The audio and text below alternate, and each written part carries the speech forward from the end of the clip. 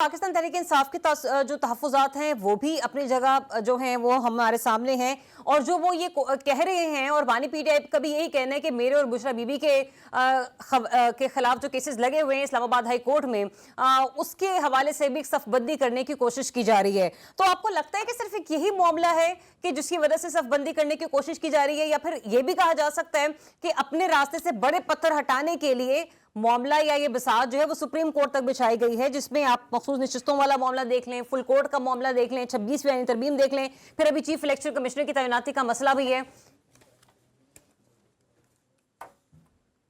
ذریعہ ایک تو آپ نے بڑی زبردست بات کی ہے، دوسرا میرے دو دوستوں نے، جدون صاحب نے اور رضی صاحب نے بھی ایک ایک بات کی ہے۔ میں کوشش کروں گا کہ ان پہ بھی تھوڑا تھوڑا تبصرہ کر سکوں۔ جی، یہ آپ نے بڑی زبردست بات کی کہ سیاستدانوں پر تو الزامات آتے ہیں، تو ججز دیکھیے یہ بگاڑ آج اسی لیے ہے کہ اس کے بینیفیشری کون ہے، کون 25-30 لاکھ تنخواہیں لے رہا ہے۔ اس ملک میں نہ صدر پاکستان کی اتنی تنخواہ ہے، نہ کسی چیف سیکرٹری کی اتنی تنخواہ ہے، نہ وزیر اعظم کی اتنی تنخواہ ہے، نہ کسی وزیر کی جتنی ان ججز کی ہے۔ اور اس کے باوجود اتنا کچھ کرنے کے تنخواہیں دینے پہ اور بھی دوسرے جو ان کو لوازمات دیے جاتے ہیں، بالکل ایسے ہی ہے، پھر بھی عدل جو ہے وہ نہیں ہو پا رہا۔ اور جدون صاحب نے بڑی زبردست بات کی کہ دیکھیے وہ جو لوئر جوڈیشری سے بندے آئیں گے تو ان کا پولیٹیکل ٹلٹ پتہ چل جائے گا، تو اس طرح ہم اعلیٰ عدلیہ میں غیر جانبدار ججز لانے میں کامیاب ہو جائیں گے۔ مجھے تو ان کی تعیناتیوں پہ پہلے ہی اختلاف ہے کہ نہ کوئی ٹیسٹ نہ کوئی انٹرویو، جج اپوائنٹ ہو جاتے ہیں۔ میں بھی تو یہی کہہ رہی ہوں نا، بڑی قسمت پائی ہے اسپیشلی لاہور ہائی کورٹ کے جج صاحب نے، سرفراز ڈوگر صاحب نے۔ جی ہاں، ابھی جدون صاحب نے جو بات کی یہ بڑی زبردست ہے، جیسے جسٹس گلزار کا حوالہ دیا، جسٹس جہانگیری کا حوالہ دیا۔ دیکھیے جب بھی آپ انصاف کریں گے تو یہ مختلف چیزیں نکالیں گے، اور پھر یہ بات بھی درست ہے کہ آج سے 30 سال پہلے جن لوگوں نے ڈگریاں ویریفائی کی تھیں انہیں پکڑنا چاہیے، انہیں الٹا لٹکانا چاہیے۔ انہوں نے ایسا کیوں کیا؟ انہیں نہیں ایسا کرنا چاہیے تھا۔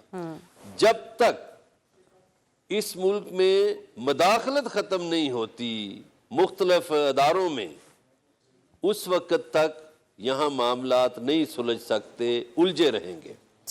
اب یہ الجھاؤ جو نیا پیدا ہوا ہے، مجھے نہیں لگتا کہ یہ 26ویں ترمیم زندہ رہ سکے گی یا نہیں، یہ 2-4 مہینے میں ختم ہو جائے گی۔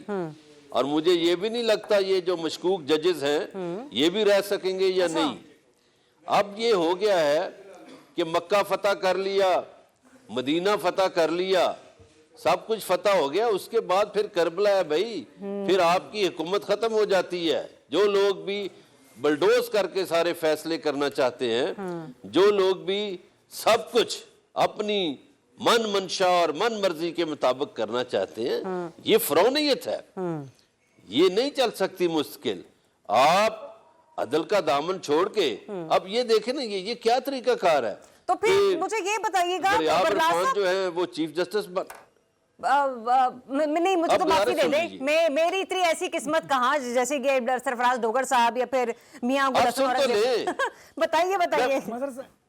میں مثال کے طور پر میں بھی ایک لمحے کے لیے خود کو چیف جسٹس محسوس تو کر کے دیکھوں۔ ذرا مظہر بلال صاحب، آپ مثال کے طور پر رضی صاحب کو کیوں نہیں لیتے، مجھے کیوں نہیں لیتے؟ چلے میں رضی صاحب تو بڑے آدمی ہیں، میں جسٹس انور رضا کی بات کر لیتا ہوں۔ جسٹس انور رضا بن رہے ہیں اسلام آباد ہائی کورٹ کے چیف جسٹس۔ اب حکومت کو یا وہ جو کردار ہیں جن کا حوالہ جدون صاحب نے دیا، ان کو جسٹس انور رضا وارے نہیں کھاتے، تو انہوں نے کہا وہ ڈوگر لے آؤ بھائی۔ یہ کون سا طریقہ ہے کہ آپ ٹرانسفر کر کے لے آئیں ججز کو؟ تو پھر نیا حلف دلوائیں ان کو تاکہ وہ جونیئر ججز بنے، ٹرانسفر بھی کریں اور ان کو سینئر بھی ثابت کریں اور ان کو چیف جسٹس بھی بنائیں۔ یہ آوا کا آوا بگڑا ہوا ہے اور اس میں ججز کا قصور ہے۔ ٹھیک۔ اس میں وکلا کا بھی قصور ہے۔ صحیح۔ میں سمجھتا ہوں اگر وکلا سنسیئر ہوتے اور اگر ججز سنسیئر ہوتے تو یہ حالات کام نہ آج اس ہوتا۔ نہج پر نہ یہ ہوتے۔ ذاتی مفادات کا ٹھیک کھیل ہے ہے، سارا۔